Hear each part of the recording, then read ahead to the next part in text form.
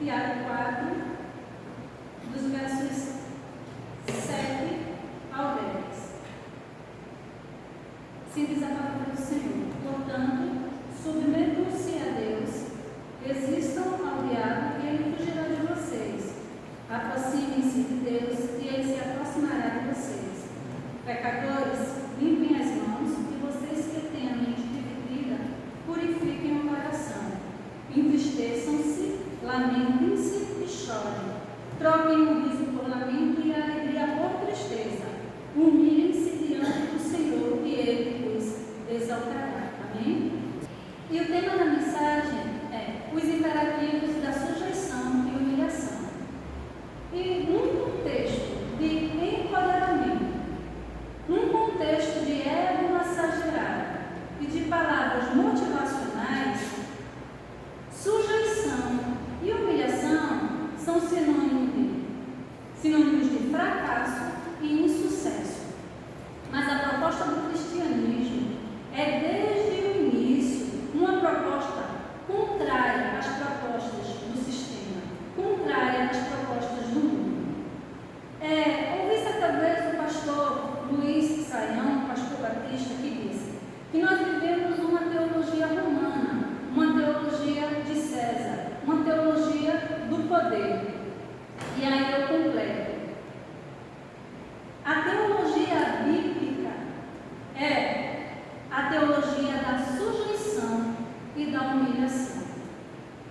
E o cristianismo, ele nada contra a maré. O cristianismo colide com o sistema. O cristianismo vai de encontro com o mundo. E nós vimos na primeira perícope da carta do pastor Tiago, no capítulo 4, dos versos 1 ao 6, um retrato lamentável de brigas, intrigas, guerras, contendas, cobiça e inveja dentro da igreja. E agora veremos os imperativos que sanam esse cenário lamentável, esse retrato feio, triste, tanto daquela época como dos nossos dias. E o versículo 7, eu peço para você não ter a sua Bíblia aberta ou conectada, se for o caso. O versículo 7 do capítulo que nós lemos, Tiago apresenta a sujeição. E não por um acaso, no versículo 10, ele apresenta a humilhação. E em a sujeição e a humilhação diante de Deus, nós precisamos, primeira coisa que nós aprendemos com Tiago, precisamos resistir ao diabo. E o versículo 7 do capítulo 4, ele fala: resistam ao diabo. E, embora Tiago tenha dado extrema ênfase à tendência pecaminosa da natureza humana, e a gente pode verificar isso no capítulo 1, versículo 14, quando ele diz: cada um, porém, é tentado pelo próprio mau desejo, ou seja, o desejo pessoal, o mau desejo pessoal, sendo por esse arrastado e seduzido. E a gente vem estudado que Tiago tem dado essa ênfase à tendência pecaminosa da natureza humana. Mas agora no versículo 7 do capítulo 4, o pastor Tiago apresenta a atuação do diabo, que tem como propósito separar o ser humano de Deus. Pois o indivíduo, quando se rende à vontade do diabo, se afasta de Deus, se deixando conduzir pelas propostas de Satanás, ele entra em brigas, intrigas, contendas, cobiças, invejas, deixando com que o orgulho tome raízes no coração. E para evitar este cenário, este retrato lamentável, nós precisamos, Tiago nos ensina, resistir ao diabo. E o pastor Tiago ele nos garante que o resistir às propostas do maligno fará com que ele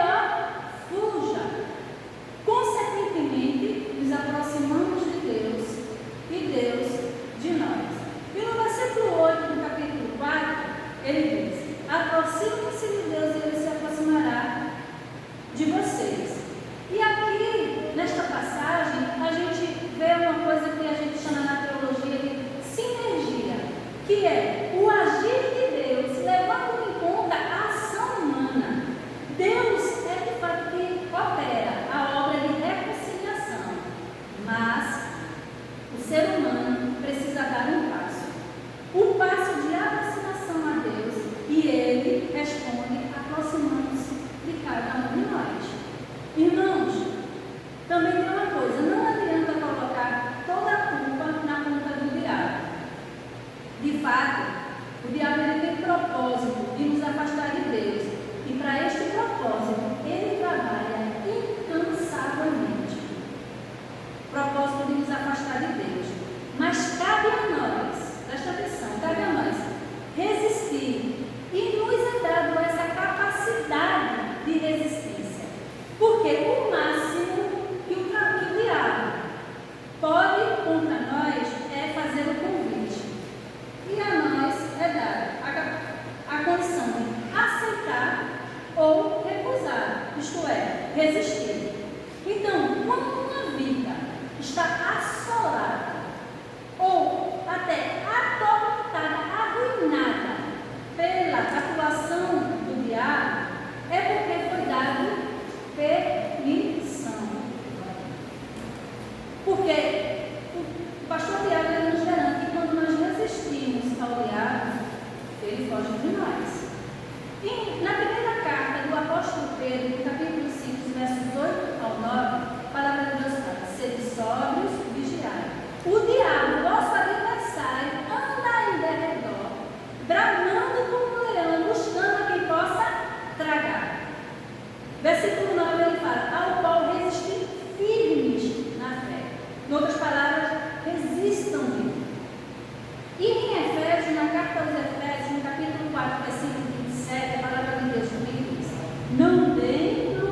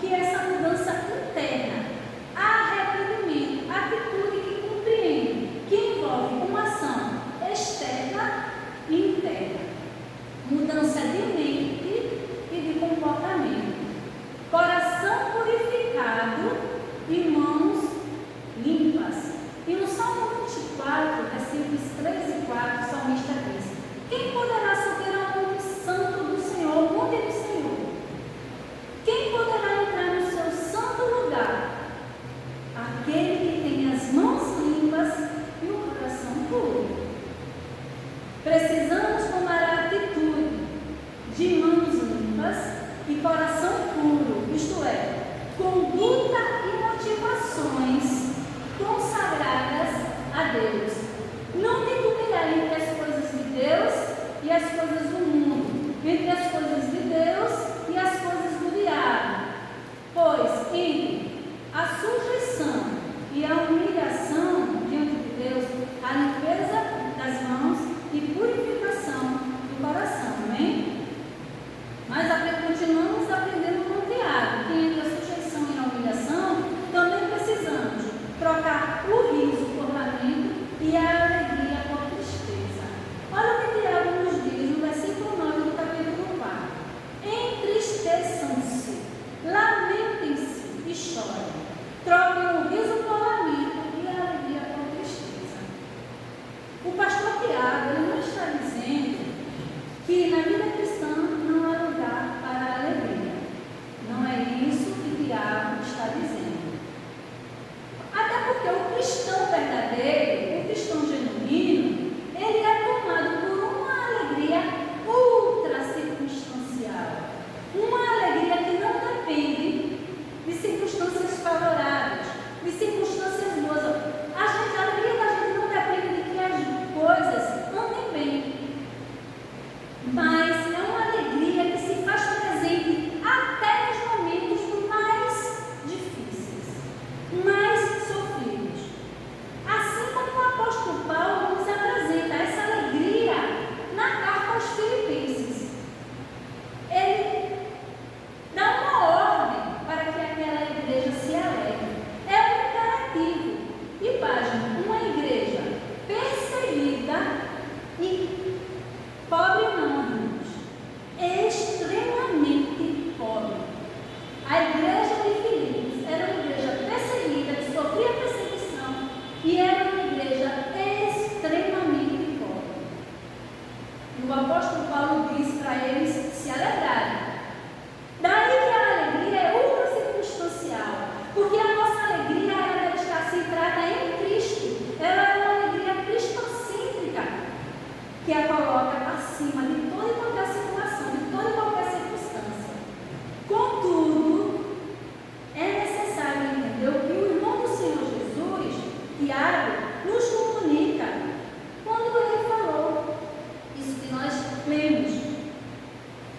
Levando em conta o contexto para não criar o pretexto de que o cristianismo é uma religião que propõe a tristeza. Temos entendido que o pastor Tiago ele tem denunciado os pecados daqueles irmãos. E num cenário de desagrado a Deus, porque era um cenário de pecado, de pecados eram denunciados, a ordem é, entristeçam-se, lamentem-se e chorem. Devido ao contexto. Trata-se de uma tristeza sincera que o pastor Tiago tenta conduzir aqueles irmãos a fim de restaurá-los, de reconciliá-los com Deus. Na segunda carta aos Coríntios, no capítulo 7, versículos 9 e 10, segundo aos Coríntios 7, versículos 9 e 10, o apóstolo Paulo ele fala: agora, porém, me alegro, não porque vocês foram entristecidos, mas porque a tristeza os levou ao arrependimento, pois vocês se